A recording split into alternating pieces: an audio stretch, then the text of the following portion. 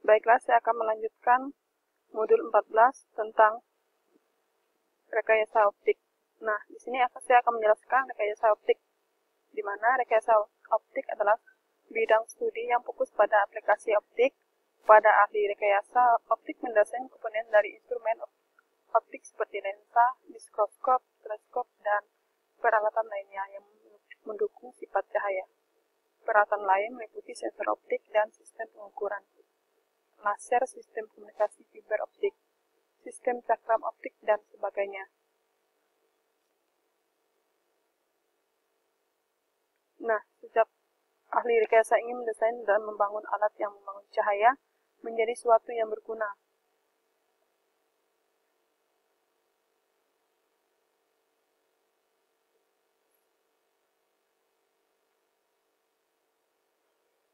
Kemudian, salah satu aplikasi penting fenomena pemantulan total internal adalah pengiriman berkas cahaya melalui fiber optik. Fiber optik merupakan material transparan yang berbentuk silinder sangat kecil, terdapat pada gambar 14.1 seperti gambar ini. Kemudian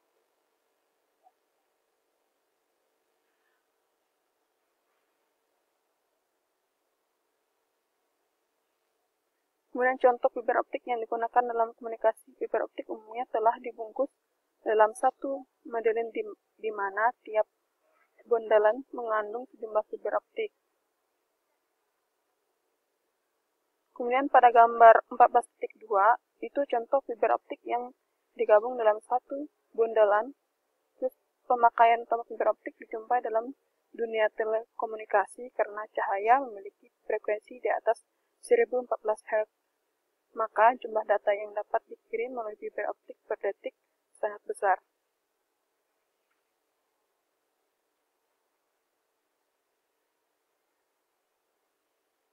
Kemudian, makin besar frekuensi gelombang yang digunakan untuk mengirim data, maka makin banyak data yang dapat dikirim per detiknya. Nah, pada gambar 14.2 yang bagian A adalah contoh endoskop. Alat tersebut digunakan untuk mengambil gambar bagian sistem pencernaan. Terus, yang gambar 14.3 itu yang bagian B adalah dokter yang sedang mengamati sistem pencernaan pasien menggunakan endoskop. Ada gambar ini.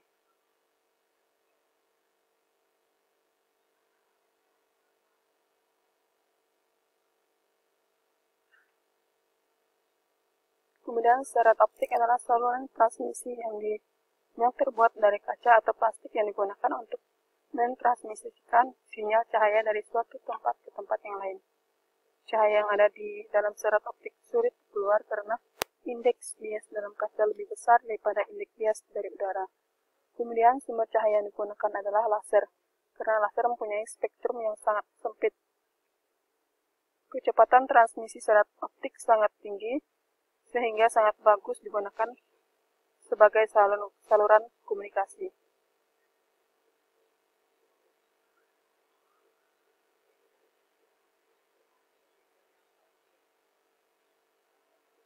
Nah, jadi serat optik atau fiber optik adalah panduan atau gelombang elektrik silinder yang terbuat dari material seperti gelas silika.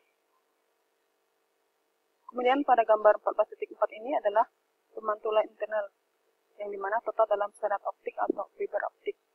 Pada prinsipnya, transmisi cahaya dalam fiber sama dengan pada panduan gelombang dielektrik planar, kecuali bentuk geometrinya. Pada gambar 14.4 ini. Kemudian salah satu masalah yang berkaitan dengan perampatan cahaya dalam fiber multimedia adalah timbul dalam perbedaan kecepatan grup dari masing-masing modus akibat kerusakan melebar sepanjang fiber.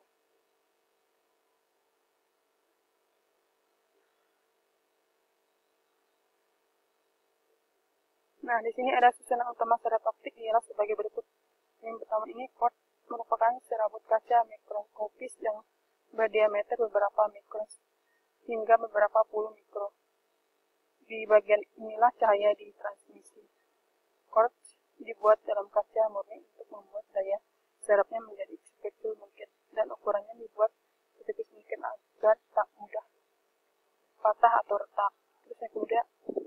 lain adalah serat kaca yang membungkus quartz, seperti halnya quartz. Sliding juga terbuat dari kaca murni dan indeks biasnya lebih kecil daripada quartz, agar dapat memantulkan kembali cahaya yang mengarah keluar dari quartz kembali ke dalam quartz lagi. Terus yang C-nya, fiber itu terbuat dari resin atau plastik untuk menambah kekuatan untuk kabel serap optik, walaupun tidak memberikan peningkatan terhadap sifat gelombang paduan optik pada kabel tersebut. Namun lapisan resin ini dapat menyerap cahaya dan mencegah kemungkinan terjadinya kebocoran cahaya yang keluar dari selubung inti, serta hal ini dapat juga mengurangi kristik yang mungkin terjadi. Yang D-nya, jaket atau pembungkus terluar, terbuat dari karet kuat yang membungkus atau biasa lebih dari satu untuk melindungi serat optik dari kelembapan dan gangguan luar. Terus yang kedua ini, bagian serat optik dapat dibagi menjadi dua perbedaan. Yang pertama itu berdasarkan mode yang dirambat. Yang pertama single mode, yang kedua multi mode. Terus yang ketiganya berdasarkan indeks bias quartz-nya. Yang pertama itu step index pada serat optik.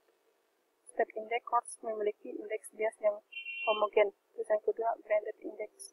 Indeks bias quartz semakin mendekat ke arah sliding semakin kecil. Jadi pada blended index pusat quartz memiliki nilai indeks bias yang paling besar. Serat Rayleigh index memungkinkan untuk membawa backlight yang lebih besar karena pelebar pulsa yang terjadi dapat diminimalkan.